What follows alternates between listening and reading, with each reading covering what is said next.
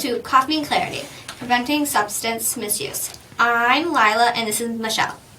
In today's episode, we're joined by Tracy Henning, the Fairmont, Martin Jackson, and Whatnot County Treatment Coordinator, and Amy Becker, a dedicated school social worker, to talk about the impact of Celebrating Families program in our community. Could you provide us with an overview of Celebrating Families program and what its goal is? Absolutely. Thank you for having us. So Celebrating Families is a whole family parenting program for families that have had chemical use problems within their families. And it's whole family because parents and kids participate in this program. They come together and learn about chemical use issues, healthy boundaries, learning about how to establish rules in their family all together. It's different than some other programs because a lot of times it's just like parents who had chemical use issues are somewhere. In this program, we bring them all together. It also helps kids to have a support system and recognize that there's other kids who have been living in a family where there's been some chemical use issues. And our goals are to have reductions in parental substance abuse, reductions in abuse and neglect of children, improve family communication, and another goal is that for the parents and the children to have additional positive supports through services provided in the community. What inspired the start of the program in your area? So when I started as the treatment court coordinator in 2017, Greg Brosma, who used to be the chief of police in Fairmont, came to visit me and brought me a brochure about Celebrating Families. And I had never heard about it before and just said, this would be a great program for our community. And so after doing some research, I found out that it was actually up and running in New Ulm. And so I went to visit one of their sessions, and they allowed me to observe kind of how it worked.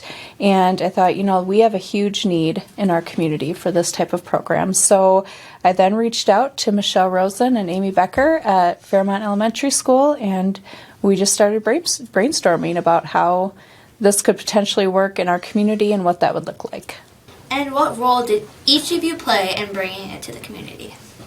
Kind of like Tracy said, she had heard about it first, and then I think actually her and I were at a meeting once, and she said in Brown County they run it through their early childhood family education program. And so I said, we can talk to our administrator, which is Michelle Rosen, who runs that program.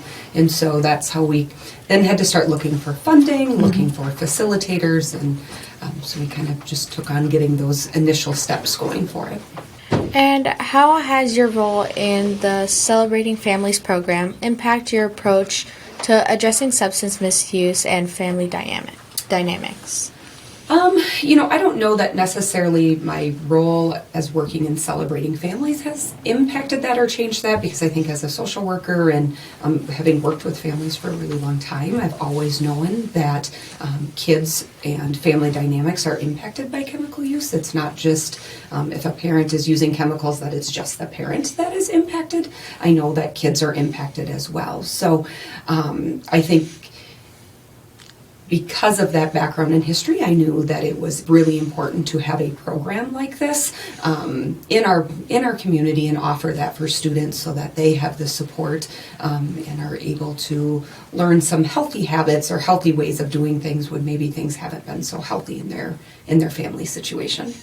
And for me, as the treatment court coordinator, I meet parents when they're not at their best. They're coming into the judicial system, and our treatment court programs are very intense, and they're intense for a reason. We have a specific amount of time that we can work with them to get them on track so they can make significant changes to keep their family together. And so what I like about this program is that there really is no other program in this county that addresses all of the areas that substance use negatively impacts families. Treatment addresses treatment. Human Services addresses safety of children. But when you're talking about communication skills, healthy boundaries, talking about your feelings, anger management, all of those different areas, that's what this program targets. So it really is one of a kind that's working to address all of those different areas, and really just helping the parents that I'm meeting with when they're not at their best see, we want to work with you, but we also want to help your family as a whole. It's not just about you. We want your kids to be with you. We want you to improve your family so you can continue and have a positive outlook going forward. Can you walk us through a typical session of the program? What activities or discussions take place during the session? That's one of my favorite things to talk about because it's so fun. So each session starts off with a family meal. So parents and kids come in together, and we run it at the Fairmont Elementary School. So we have a meal in the cafeteria. So each family has their own table to sit at, so that way they can interact with one another. And that's a really important part of the program because oftentimes families who have been experiencing chemical use don't have that kind of routine set up where they eat meals together, and we know that's super important for kids to do. So during the time that they're eating their dinner, if they have a little time they have to wait, we usually have like paper out so they can color and draw and just interact, and during that time have some fun together, play tic-tac-toe.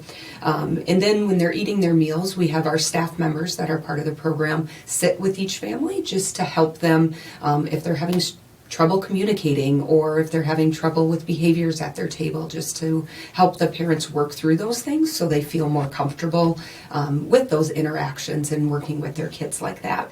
Then after we eat, they break off into separate groups, and those are based on their age. So we have a 4 to 7-year-old group, an 8 to an 11-year-old group, 12 to 16-year-old group, and then parents.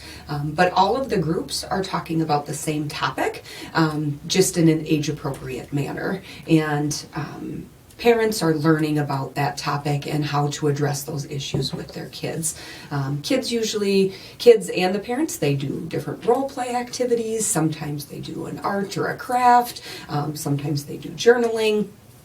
It just really depends on the topic, which might be, like Tracy had said before, healthy boundaries, establishing routines in their household, managing emotions, setting rules within their household because those things maybe hadn't been happening. They also work on like specific chemical use things, so recognizing advertisements that are trying to draw kids into alcohol or tobacco and how kids can recognize those things and what are in those advertisements. And then after the individual sessions, then they all come back together again, and it's called the Connecting with My Family time. And so the kids present to their parents what they learned and some of the activities that they did, they present that to their parents. Then after that, they usually do some type of activity together, some type of learning activity where that focuses on the topic we had for the day. And then we end always in like a circle time where we kind of have if we call it a family prayer or kind of a family just saying that we say each week, so kids and families kind of have an ending statements to get their mindset right. And how do families typically identify or refer to the Celebrating Family program? And do families need to meet certain requirements to take part of this? So this program is designed for any family where there's been parental substance abuse. It was created specifically for family dependency treatment courts. So obviously we have referrals come from the adult treatment court and family dependency treatment court programs. Human Services makes referrals for families that they're working with. And then also we can just have anybody in the community who wants to attend, if they're in recovery, attend. And we have had that. We have had people who aren't in any of those programs or working with Human Services come and participate in the program with their kids. We are also looking to start a session where it's caregivers who are taking care of kids who may not be their mom or dad. It might be an aunt, an uncle, a grandparent, a family friend, who are taking care of kids because the parents either are or were still using. So we want to run a session specifically for them just to make sure that we are helping those kids as well. I would say at the school, I've noticed there's a lot of kids who are, they're not living in a household anymore where there's still chemical use going on or where that specific household was impacted, but those kids have been living in that. And so we think it's really important to make sure they can still learn all this new information as well as their kind of new caregivers to help maybe develop some understanding about what had happened previously for them. What are some key components of the program that set it apart from other programs that address substance misuse? I think really the biggest one is that it involves the entire family. I think Tracy mentioned before, we have lots of different supports for people, but it's all kind of broke up. Like there's treatment programs, but those are just for the parents, and sometimes human services is addressing safety, but a lot of times it's not addressing all of the background or other things that go on in households when chemical use happens, the boundary issues, the communication, the emotions. It doesn't address all of those things together. So this is making sure parents and kids are learning the same things at the same time. So then when they go home, they can implement those skills together. And I would say that's what really makes it different, is that everybody is doing it together. It doesn't necessarily address like treatment. It's not necessarily doing chemical dependency treatment, but it's treating the whole family and all the other family issues that may come up. I think one other thing it does is it provides a support group for kids. So a lot of times I think kids feel isolated. It's only my family that has this problem. No one else has went through this. Where celebrating families kind of brings the kids together, and they can see that, there are other families and other kids who have been through the same things I've been through. Tracy, as the treatment coordinator, could you talk about the Celebrating Families program aligns with goals of the drug court program you oversee? Sure. So again, this program was created specifically for family dependency treatment courts, but with family dependency courts and adult treatment courts, our best practice standards that we have to follow state that we should be providing evidence-based family-centered parenting to improve the parent and child relationships and family functioning. So Celebrating Families incorporates all of these healthy family living skills and parenting skills with strategies to break the cycle of addiction. It really is a prevention program. And so if you talk about, the cycle of addiction, the cycle of abuse, usually it's generational. And so we're hoping that with this program, we're stopping that. So that way those children that have been impacted by parental substance use don't continue down that path, right? Because they're getting skills and resources that they can use to take a different path. And so I think one of the biggest takeaways, though, for me is that we're teaching these kids that they didn't cause their parents' substance use, they can't cure it, and they can't control it, but they can take care of themselves. And really what this program does is teaches them how to go about doing that, and then telling them and reiterating that this is not their fault. A lot of times with families impacted by substance abuse, the kids think that they did something wrong to cause this, and they didn't. It is not their fault.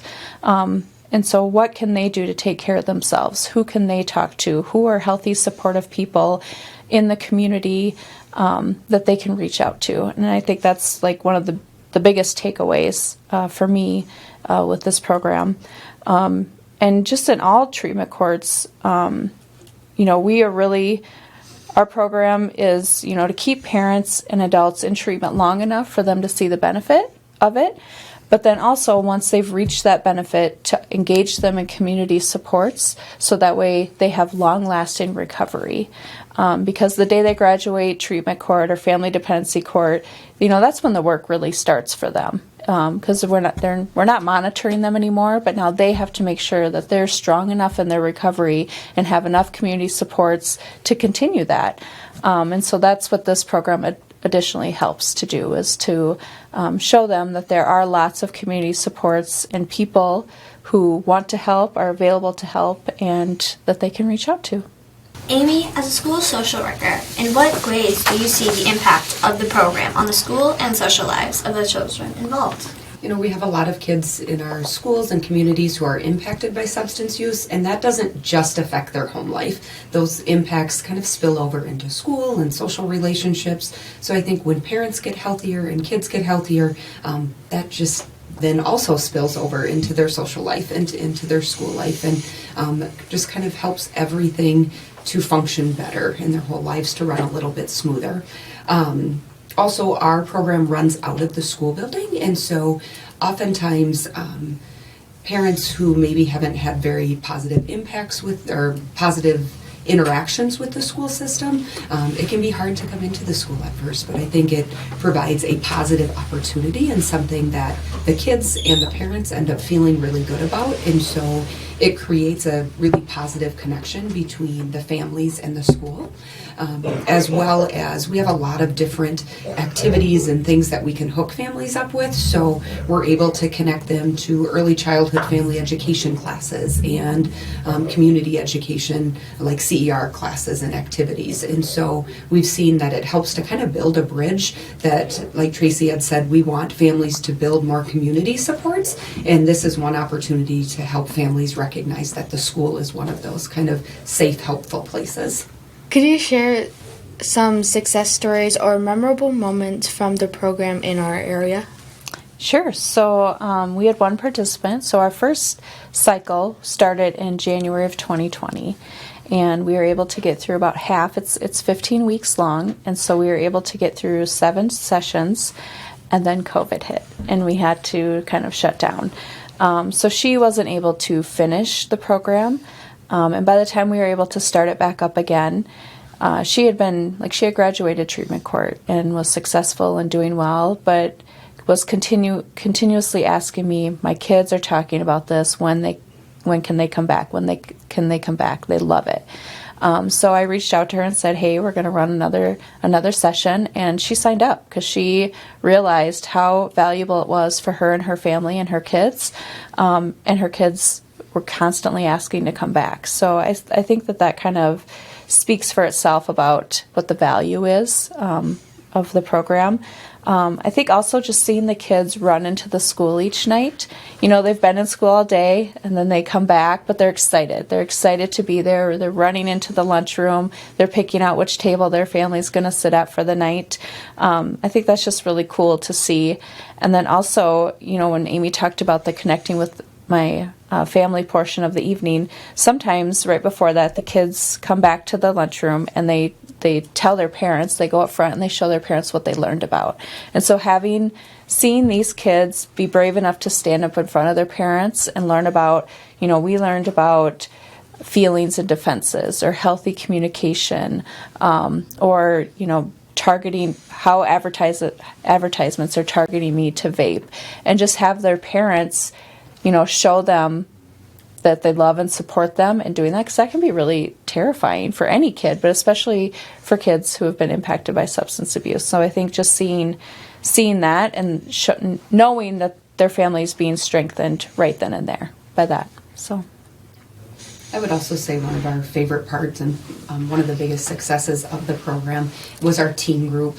We had some really strong leaders come out of that group that kind of took each other in and were able to support each other. They had really good conversations and really processed a lot of things that had happened, and were able to recognize, like, oh, these things weren't okay, but here's how we're going to move forward. And so I think it was great to see that.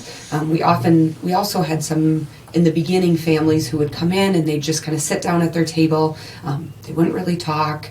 They wouldn't talk to each other. They wouldn't talk to the staff. And then as like the weeks went on and they got more comfortable, we'd see kids come in more excited, parents come in more excited. They're learned that, oh, when we get here, we can draw pictures together. And you'd see them drawing pictures and talking and learning how to ask questions about each other's day, and less interaction that was happening with the staff having to be there, and more of the families interacting. How do you measure the impact of the Celebrating Families program on the participants' families? So we do give out surveys to all the kids ages 7 to 16 and then the parents. And so, you know, in the 2.5 sessions that we've run, their responses indicate that they have learned useful things that they can use at home. The parents have learned the importance of telling their children, I love you. You know, that might not always happen. And so just, you know, reinforcing that and teaching that. also just developing those better communication skills. Some reported that their children had said and discussed that they can ask for help and that they can ask for help from someone outside of the immediate family, which is another huge bonus for families affected by substance use.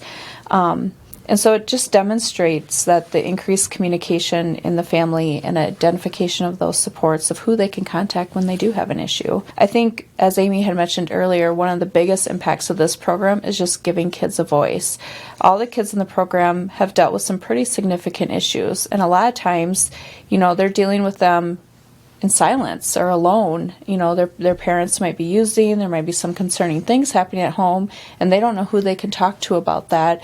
And then, services get involved and all the professionals get involved, and we're there to help, but then also we're kind of isolating them, like if they have to go into foster care, and that's scary, and they don't really have people to talk to. And so this really gives them that safe outlet for, hey, all of these kids have been in a similar situation to you, so now you know that you have people that you can talk to about it. And there's also professionals that you can talk to about it as well. And so a lot of our facilitators are professional members of the community. They may work at the school or in other organizations that the kids can reach out to them and say, I'm concerned about this and I have a question about this. And so again, developing those relationships and giving those kids a voice really is huge. I think also just seeing, as we said, one of our goals is to increase supports for families in the community. So as Amy had also mentioned, seeing kids when I'm at sporting events with my kids and their kids are now in sporting events and involved in, community ed activities, different programs for the school, seeing them at the band concert or the choir concert, all of those things strengthens the parents' recovery overall. So, Amy, how does the program work together with the existing support services available to families within the school system? So myself and one of the other facilitators are both social workers at the school. I'm at the elementary. Michelle Thompson is a social worker at the high school.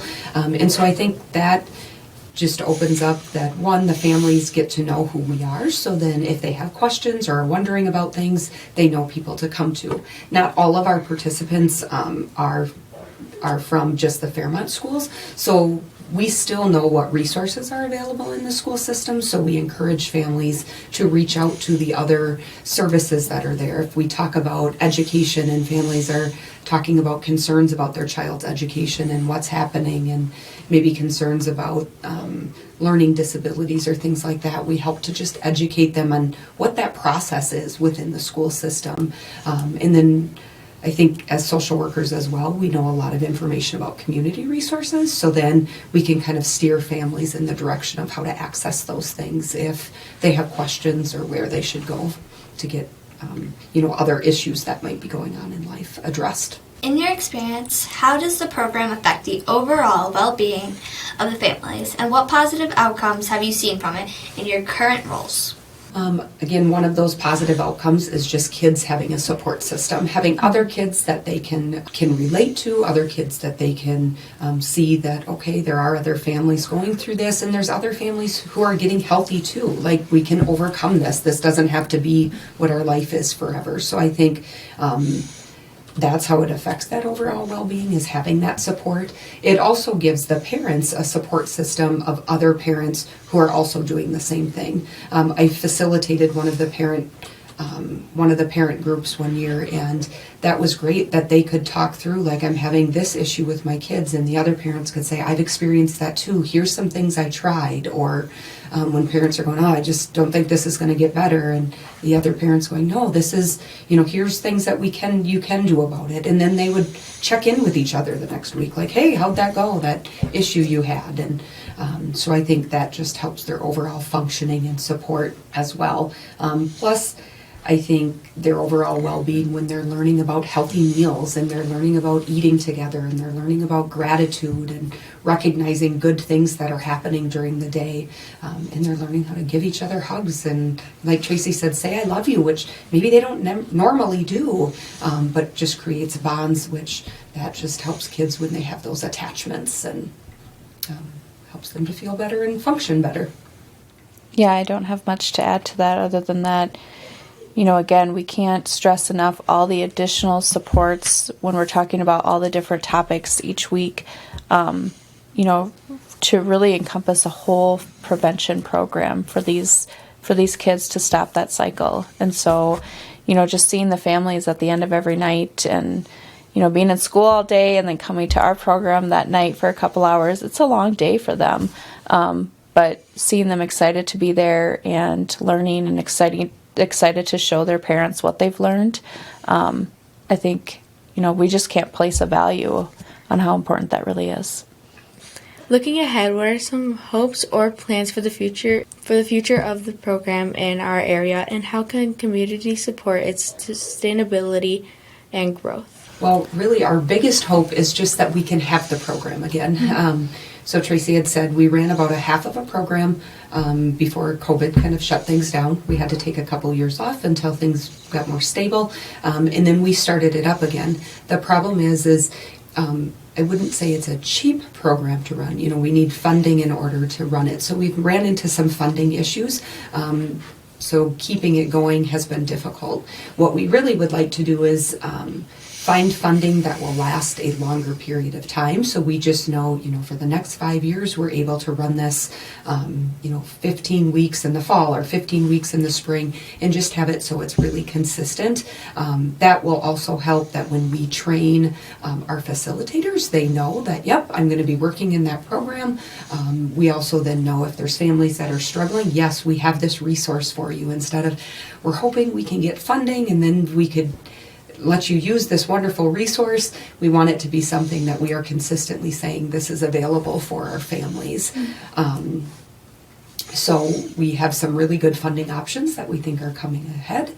I guess the community, if they're hearing about those and talking about it, just recognizing that celebrating families is definitely a positive opportunity for families and for our community as a whole, because as all the families get healthier, that helps our community to be healthier as well. Mm-hmm. The other part, Tracy had mentioned too earlier, we would like to expand to including kids who maybe aren't living with their parents anymore, who were the ones that were using chemicals, but maybe they're living with other relatives. So that way we can make sure those people are getting the support that they need as well, and those kids and the adults who are taking care of the kids have support and have a support group together. Finally, how do you think the community as a whole will benefit from what Celebrating Families promotes? So this is a prevention program, and I honestly think that any family in the community could and should attend it, whether you're involved in substance abuse or not. However, we target specifically those families that are affected by substance abuse. And so we do have a significant substance abuse problem in this county. It's unfortunate, but it's a fact. And so by providing this program, we're hoping to prevent that cycle of addiction from continuing. And so that obviously would lead to less trauma for children having to be removed from their parents, all the way down to less costs for the criminal justice system, for law enforcement, for the jail, for the courts, really just leading to an overall better community in the end. So. Mm-hmm. Thank you for tuning in on this episode of our podcast, and thank you, Tracy and Amy, for joining us. Stay connected with us for more discussions on building stronger and healthier communities.